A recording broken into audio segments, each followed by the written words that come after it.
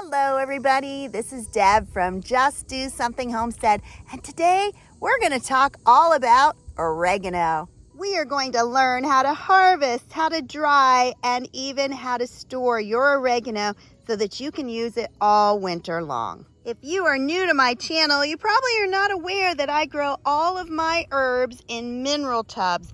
And these mineral tubs came from a local farmer. I got them absolutely free.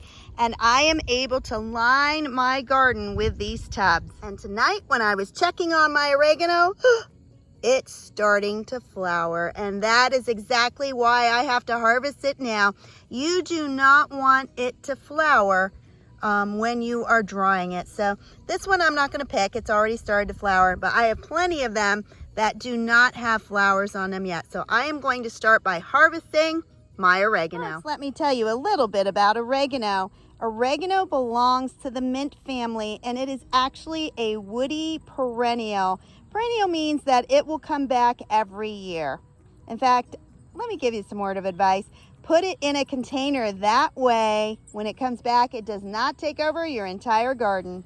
This is also a member of the mint family. This is peppermint, and like oregano, you really want to plant it in containers. That is the main reason that I have all of mine in mineral tubs.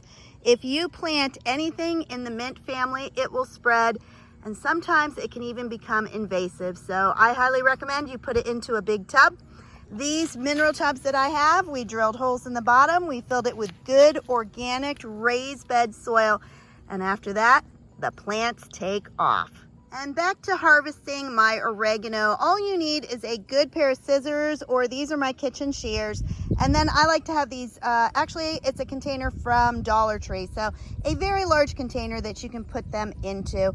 And I am going to look at my oregano and try to find some that don't have all those buds on. If I look a little bit deeper, I'm going to find some that don't have any flowers or buds. Those are the ones I'm going to trim. And here's a pretty good example of a piece of oregano that I am going to harvest. So I cut it down way close to the soil line.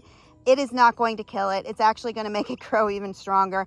And if you go up to the top, you're not going to find any flowers or buds. And that's exactly what I want to do. So I'm going to dig through my oregano right now and cut off as many sprigs as I can that don't have blossoms on them. All right, that should be enough to get me started. Now remember, you can't do everything at once, but you can just do something. And so I taught school all day. I need to get up early and do it again tomorrow. So I am just going to do a little bit, and that is fine. A couple weeks ago, I showed you how to preserve basil, and when I did that, I cut my plant back severely until there was almost nothing left. And I know several of you sent me little emails and texts saying, I think you killed your basil. Let me show you what my basil looks like now. This is how herbs work. The more you trim them, the thicker and healthier they grow. As far as my oregano though, I did not cut back my plant down to the ground. I want to save seeds so that I can plant them maybe in another location next year.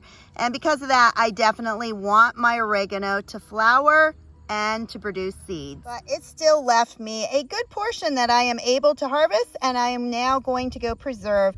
And so we're going to head into the house, and I'm going to talk about 3 different ways that you can dry your oregano. The first choice that you need to make is whether you are going to wash or not wash your oregano. And it completely depends. Where did your oregano come from? Did you raise it yourself? Have you used any sprays whatsoever near it?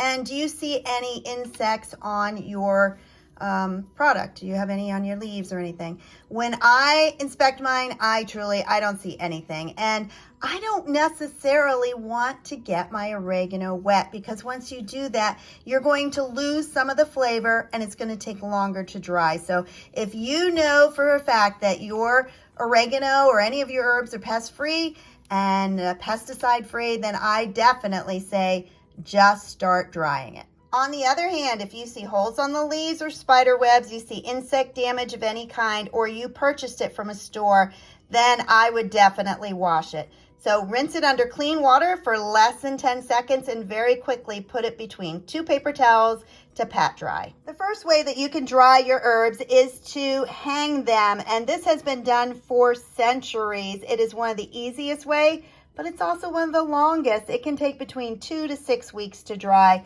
and it's as simple as putting a sprig together and then tying some string across the bottom. So this is 100% cotton. It is food grade. You could use twine as well. I like to tie a little knot around the bottom and then make a loop with another knot. When I was a child, my grandmother would hang these off of cupboard knobs. Now, I don't have really good knobs in my house that I can hang them off of, but you can hang it just like that. And you want to put it in a place that gets a lot of air circulation, but you don't want it to be too hot, too cold, too bright, or too dark. And it will take, as I said, between 2 to 6 weeks to fully dry. You will know it's dry when the leaves are crispy when you run them between your fingers. The second way that you can dry oregano is to bake it in the oven. And you're going to set your oven at the lowest setting, whether it's 170 degrees, 180 degrees. I recommend putting parchment paper down first and just spread out the sprigs of oregano. You do not need to pull off the leaves. Spread them on out, and when your oven is preheated, bake for 1 hour. If it is not crispy when you run those leaves between your fingers, then bake it for 10 minutes more and continually check it. The only downside to using the oven is you very easily can end up burning it, so you have to keep a good eye on it. But if you know me, I like to dehydrate everything, especially herbs. I'm not going to talk a long time about my dehydrator. I absolutely love it. It is 6 trays. It's got a fan on the back. You can adjust temperature and time. And so it is a fantastic piece of equipment that I keep in my kitchen this time of year. I did purchase the mesh covers to go on top of my racks. And when I am doing oregano, just like if you were to bake it to dry it, you do not have to pull the leaves off of the stem. So this is so easy. I am just going to line up my trays and put all of the oregano on, making sure that it's not bunched up or touching. Doesn't get much easier than that. And then I'm just going to put it into my dehydrator, slide it on in, and set it. Now I want, let's see right here. Oh, turn it on. All right, I do not want 10 hours, so mine is adjustable. I'm going to put it for about 4 hours. And then temperature-wise, 158 is way too high. 113 is pretty good. You want it between 95 and 120. And that's it. I am going to fill up the rest of my trays, put them in there, and after 4 hours, I'm going to see if my oregano is crunchy. And by far the best part is how wonderful your house will smell. Any herb that you are drying, you are going to have that smell throughout your kitchen or wherever your dehydrator is. It is 5 a.m. the next morning, and that is typically how I dehydrate my foods. I run it overnight, and then in the morning, it is finished. This oregano has dried for 4 hours, and it is perfectly crispy. If I look at it, it's no longer bright green. That's what you want. It looks more like what you would buy if you were in the store. And if I grab a leaf, it completely crumbles, and that is how I am going to take off each leaf and crinkle it up just like that and put it in a jar. We don't save the stems, so I'm only going to do this to the leaves and then leave the stems behind, and it's real easy to take it off the stem. Another little trick is to lay out some paper towels, and then all of your flakes will be on here, and it's easier to pour it into a jar.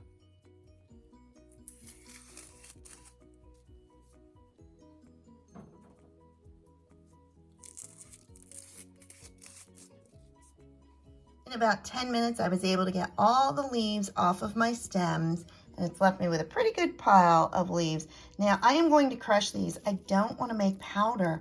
I don't want them so small that it's completely powdered. So I try to leave them a little big. I'm going to use these in sauces like spaghetti sauce. I don't want little pieces, and these leaves were rather small. So even if I have some of the bigger ones, let's see. Like that is fine. So right now I'm just going to crush up my leaves. And this is how my dried oregano looks. There's some large pieces and most of them are just medium. I have discovered that you can always make it smaller, but you can't make it bigger. So I try to not over crush it. I store all of my spices in 4-ounce, 1/4 pint jars, and I'm going to put all of that in there. Now I found one of the easiest ways is to have one of these big funnels, and this funnel is much bigger than the jar, but it's going to keep me from spilling it all over. Now the reason I chose to use a paper towel is I can grab each end and just pour it into my jar. And one dehydrator load nearly filled that jar, so that is perfect. I vacuum seal all of my spices and herbs, so I started by writing what I have, which is oregano and the year.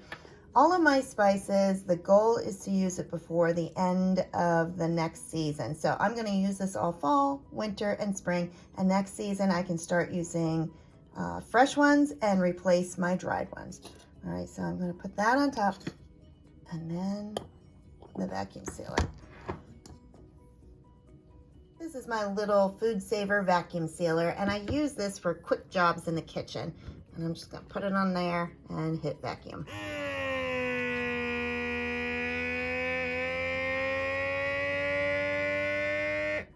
It shuts off on its own. Then I pop it off. You can hear the air, and remove the attachment. To check the seal, I'm going to push on the center. I'm going to pull all around it. It is not coming off, so it is completely sealed. Now when I use this, I will scoop out maybe a teaspoon, tablespoon, add it to some of my recipes, and then quickly reseal it again. That is what's going to keep your oregano good until next summer.